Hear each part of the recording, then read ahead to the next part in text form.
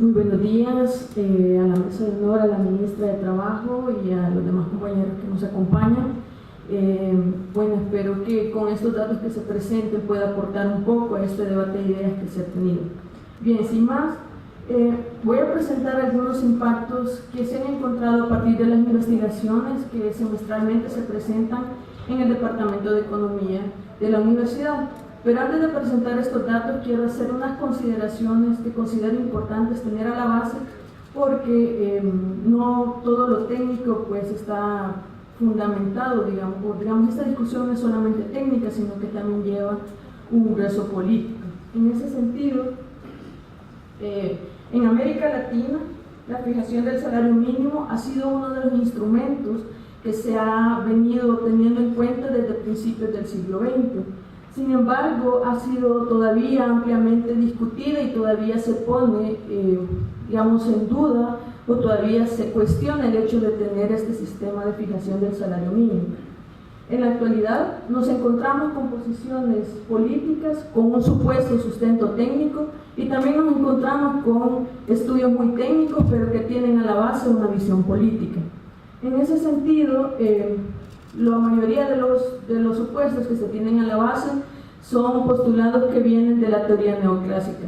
Y quiero hacer una referencia a ella porque ustedes encontrarán en este principal supuesto de la teoría neoclásica todo el discurso que los empresarios de este país suelen tener a la base. Por ejemplo, nos dice que la imposición del salario mínimo se entiende como una distorsión del mercado, que generaría aumentos en la tasa de desempleo y dificultades en la movilidad laboral. Entonces, ¿por qué reseño esa palabra de generaría? Bueno, en el país nosotros tenemos algunas investigaciones que provienen de ciertos tanques de pensamiento que dicen que si se fija el salario mínimo o que si el salario mínimo aumenta, se disminuye la probabilidad de que las personas puedan encontrar trabajo. Entonces, lo que están haciendo es un análisis antes de que las cosas sucedan. Sin embargo, los datos nos dicen otra cosa.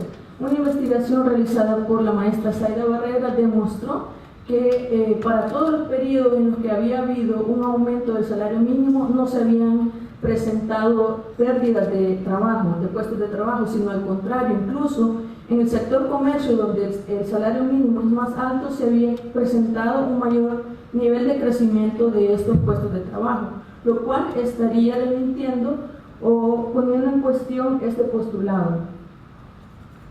Asimismo, el estado actual de las investigaciones en países de América del Sur, por ejemplo, Argentina, Chile e incluso Brasil, no han demostrado que este postulado tener una conclusión tajante respecto a lo que sucedería en el mercado del trabajo y el salario mínimo. Entonces, si tenemos esas premisas a la base, ¿cuál sería el papel que jugaría el salario mínimo y cuáles son sus impactos? Pues bueno, para empezar, el mercado de trabajo es muy diferente del resto de mercados.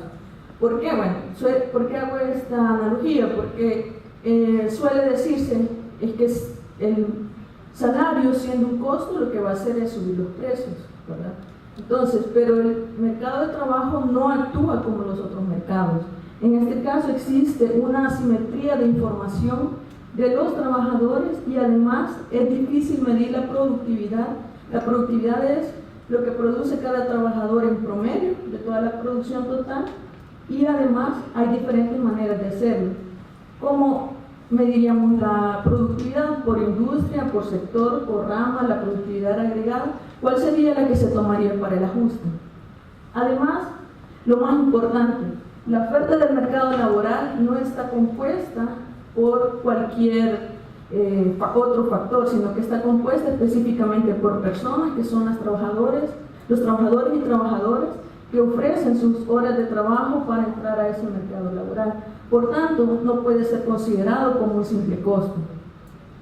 Además, la fijación del salario mínimo está pensado especialmente para aquellos sectores o actividades de menor calificación relativa, lo que significa, que lo menciono más adelante, que esta fijación del salario mínimo, imagínense ustedes qué pasaría si el salario mínimo se dejara a la fuerza de la oferta y la demanda en un país como el nuestro, en un país donde hay mucha oferta laboral, pero la demanda se queda rezagada. ¿Se imaginan que se determinaría solamente por la fuerza de la oferta y la demanda? Nosotros no tendríamos un salario mínimo, tendríamos un mini salario mínimo.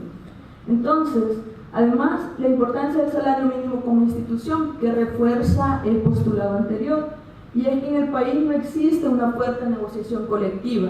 Los trabajadores y trabajadoras no tienen un poder de negociación de uno a uno frente a los empresarios. Siempre son los trabajadores que tienen una menor capacidad de negociación y por tanto es necesario que el Estado respalde esa fijación del salario mínimo. Asimismo, en el país no se tiene una figura de seguro por desempleo, quedando solamente la base, nuevamente el salario mínimo como esa institución legal que garantiza que mínimamente los trabajadores y trabajadoras puedan cubrir sus necesidades. Bueno, y es por eso que el salario mínimo juega un rol vital. Entonces, eso es una importante conclusión de esas consideraciones. Después de esas consideraciones, vienen aquí los impactos que entonces se tendrían. De acuerdo a la investigación del análisis socioeconómico de El Salvador presentado por la UCA en mayo del año pasado, nosotros determinábamos hasta ese momento que el poder de compra de los salarios había caído en un 80%, comparándolo con 1979. Entonces, como ustedes pueden observar en la gráfica, se ve una abrupta caída del poder de compra de los salarios, es decir, cuánto puedo comprar yo con el salario nominal que recibo, y se han mantenido estancados prácticamente desde principios del 90 hasta el 2015, que es para cuando nosotros hacíamos esas proyecciones.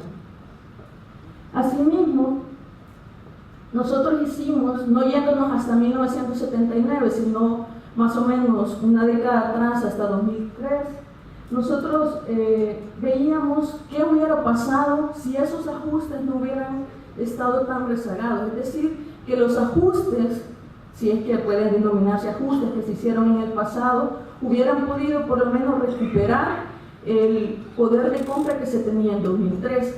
Si eso hubiera sido así, en el caso de las actividades comerciales y de servicios, para el 2015, que fue cuando nosotros sacamos estos datos, el salario debía de estar rondando los 359.8, solamente para mantener el poder de compra del 2003.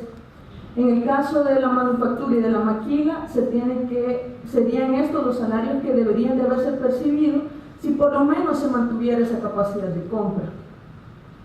En el caso del sector del agrícola, se observa, aquí ustedes ven este salto en la gráfica, es porque nosotros para considerar el ajuste tomamos en cuenta que por lo menos el salario mínimo del sector agrícola fuera capaz de comprar el mismo número de canastas que se compran en el sector urbano. Entonces por eso se ve este salto. Y haciendo la proyección hasta 2015, si el salario no hubiera perdido ese poder de compra, que al menos del año 2003, el salario agrícola debería de ser de 255.15.